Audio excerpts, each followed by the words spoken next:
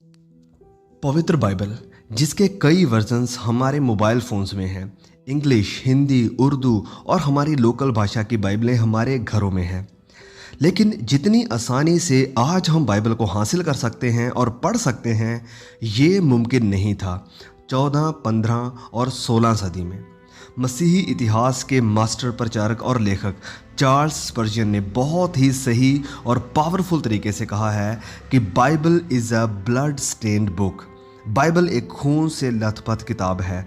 शहीदों का खून इसके ऊपर है, अनुवाद करने वालों का खून इसके ऊपर है, और जो सिद्धांत हम आपको सिखाते हैं, इन सिद्धांतों का बपतिस्मा खून से हुआ है।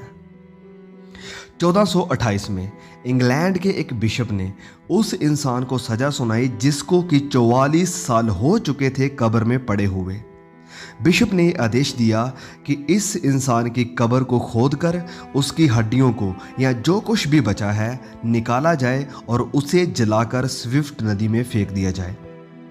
और ये हुआ था जॉन विक्लिफ के साथ, जिसे मॉर्निंग स्टार ऑफ रिफॉर्मेशन यानी रिफॉर्मेशन के एक उभरते हुए सितारे के नाम से जाना जाता है। आज मार्टिन लूथर के बारे में और उसके रिफॉर्मेशन के बारे में तो हम सब लोग जानते हैं, और कुछ लोग शायद नहीं भी जानते होंगे। लेकिन इस रिफॉर्मेशन की उभरती हुई किरण थी जॉन विक्लिफ। जॉन विक्लिफ ने ऐसा क्या किया था कि उसे इतनी नफरत का सामना करना पड़ा कि उसकी हड्डियों को 44 सालों के बाद कब्र से निकालकर उन्हें जलाया गया। तो विक्लिफ की गलती या आप कह सकते हैं गुनाह ये था कि वह चाहता था कि पवित्र बाइबल हर आम इंसान के हाथों में हो ताकि वह सच्चाई को जान सके। क्या ये गुनाह था? ये गुनाह था विक्लिफ का। लेकिन क्यों? क्योंकि रोमन कैथोलिक चर्च उस वक्त जो पूरी ताकत में था, वह लोग नहीं चाहते थे कि पवित्र बाइबल आम इंसानों के हाथों में जाए। उस वक्त सिर्फ लातीनी भाषा में ही बाइबल अवेलेबल थी और सिर्फ लोगों को प्रीस्ट के ऊपर ही डिपेंड करना पड़ता था उन वचनों को जानने के लिए और वचनों को सीखने के लिए। तो जॉन विक्लिफ एक विद्वान प्रचारक और रिफॉर्मर ने अपना जीवन इस एक मकसद के साथ बिताया था। वो था कि पवित्र वचन यानी बाइबल को प्रमोट किया जाए और पेपल अथॉरिटी पॉप के फाइनल अधिकार का खंडन करना। 330 एडी को लंदन में जॉन विक्लिफ का जन्म हुआ था। ऑक्सफोर्ड में अपनी पढ़ाई ख़त्म करने के बाद विक्लिफ ऑक्सफोर्ड में ही एक लीडिंग फिलोसोफर और एक थियोलॉजियन बन गए। 370 में लटरवर्थ के एक चर्च में उसने एक पादरी, एक रेक्टर के रूप में काम करना शुरू किया। तभी उसने कुछ कंट्रोवर्शियल यानी विवादित लिखना शुरू कर दिया। उसने सरकार और चर्च के कार्यों के बारे में लिखा और कहा कि अधर्मी या जिन लोगों का परमेश्वर के साथ कोई रिश्ता नहीं है, उन्हें कलीसिया के ऊपर कोई अधिकार नहीं है, वह चर्च को नहीं चला सकते। और विक्लिफ की शिक्षा ने रोमन कैथोलिक चर्च को कंडेम किया, उन्हें गलत बताया, जिसकी वजह से पॉप ग्रिगोरी ने जॉन विक्लिफ को गलत कहा और उसे गलतियों के मास्टर की पदवी दी। 378 को विक्लिफ को चर्च की पदवी से हटा दिया गया और विक्लिफ लटरवर्थ में रहने लगा और 384 में अपनी मृत्यु तक लिखता रहा। जॉन विक्लिफ की शिक्षा क्यों उस वक्त इतनी कंट्रोवर्शियल, इतनी विवादों से भरी हुई थी? क्योंकि उसने रोमन कैथोलिक चर्च की अथॉरिटी और सिद्धांतों के ऊपर हमला किया, उनका विरोध किया था, वह चर्च जो उस वक्त पूरी ताकत में था।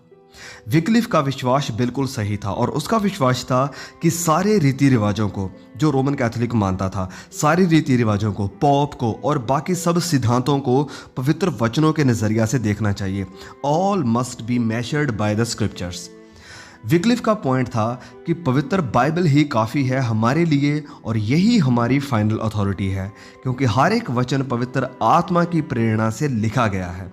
और इसका मतलब था कि अगर पॉप के द्वारा सिखाए गए सिद्धांत वचनों के विरोध में जाते हैं तो इन्हें स्वीकार नहीं करना चाहिए। विक्लिफ ने सिर्फ पॉप की फाइनल अथॉरिटी का ही विरोध नहीं किया, वरन वचनों से उसने जाना कि ट्रांससब्सटेंसिएशन की शिक्षा भी गलत है। अब ये ट्रांससब्सटेंसिएशन क्या है? तो इसका मतलब है कि प्रभु भोज के वक्त रोटी और वाइन सच में एक्चुअली यीशु का मांस और लहू बन जाता है। विक्लिफ ने बाइबल में ऐसा कोई भी एविडेंस नहीं देखा। उसने कहा कि प्रभु भोज एक रिप्रेजेंटेशन है, एक सिंबल है प्रभु के मांस और लहू का, और इस कारण उसने ट्रांससब्सटेंशिएशन जैसी शिक्षा का भी विरोध किया। जॉन विक्लिफ का वचनों के साथ लगाव इतना था कि उसने इसे लातीनी भाषा से इंग्लिश में अनुवाद करना शुरू कर दिया।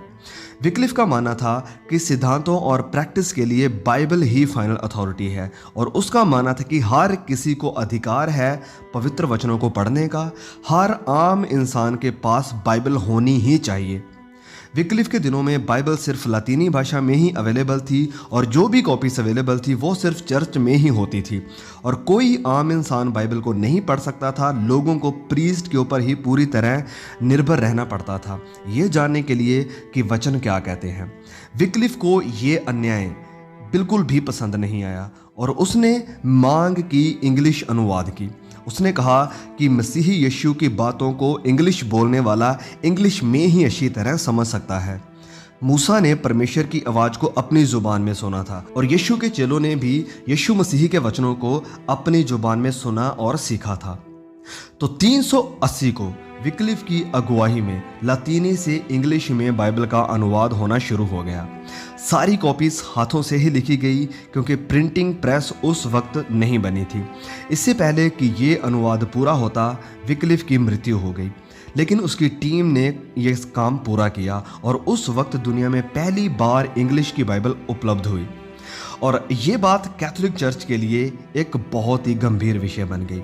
इसलिए कैथोलिक चर्च ने विक्लिफ की बाइबल को कंडेम किया, उसके बारे में गलत कहा, और साथ ही साथ ये आदेश भी दे दिए कि अगर कोई बाइबल पढ़ते हुए नजर आया तो उन्हें भारी फाइन देना पड़ेगा। तभी स्ताव शुरू हुआ, गैर मसीहों के द्वारा नहीं, वरन रोमन कैथोलिक चर्च के द्वारा। विक्लिफ की बातों को मानने वालों और उसकी सपोर्ट करने वालों को जिंदा जला दिया जाता था, और वही बाइबल जो उन्होंने ट्रांसलेट की थी उनकी गर्दन में लटका दी जाती थी। लेकिन वचन कैथोलिक की कैद से बाहर निकल चुके थे। लोग अब पढ़ सकते थे उन बातों को जो परमेश्वर ने कही थी। विक्लिफ के बाद जैन हस, या उसे जॉन हस भी कहा जाता है, उसने विक्लिफ के जो लिखतें थी उन्हें पढ़ा और चर्च में रिफॉर्म लाना शुरू कर दिया। जॉन हस के बारे में हम अगली वीडियो में देखेंगे, क्योंकि उनके बारे में भी जानना हमारे लिए बहुत ही ज़रूरी है।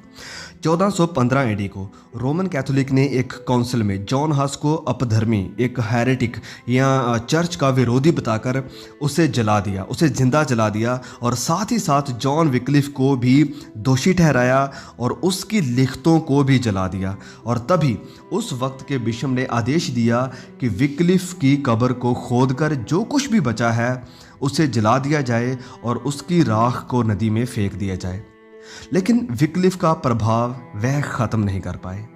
एक इतिहासकार लिखते हैं कि जो राख विक्लिफ की नदी में फेंकी गई थी वह पूरी दुनिया में फैल गई।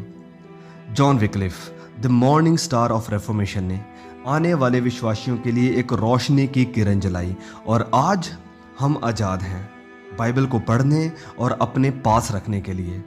इस कारण मेरी रिक्वेस्ट है आपसे कि प्लीज़ किसी के ऊपर डिपेंड ना रहे, वरन आज जब आप आज़ाद हैं खुद वचनों को पढ़िए और इसकी सच्चाई को जानिए, क्योंकि ये बाइबल, जैसे मैंने पहले भी बताया है, कि खून से लथपथ है। ये जो अनुवाद आज हमारे पास हैं, इसको अनुवाद करने के लिए मसीही इतिहासकारों ने, मसीही विश्वास के हीरोज़ ने अपनी जान दी है, अपना लहू बहाया है, ताकि आज ये बाइबल हम तक, हमारे घरों तक, हमारे हाथों तक पहुंच सके। तो प्लीज़ इस बाइबल की रिस्पेक्ट कीजिए और इन्हें पढ़ना शुरू कीजिए। इन्हें संभाल कर मत रखिए, नहीं, ये संभालने के लिए नहीं है, क्योंकि इतिहास में जो रिफॉर्मर्स आए थे उनका मकसद था कि ये बाइबल हर आम इंसान के हाथों में हो और वह सच्चाई को खुद जाने।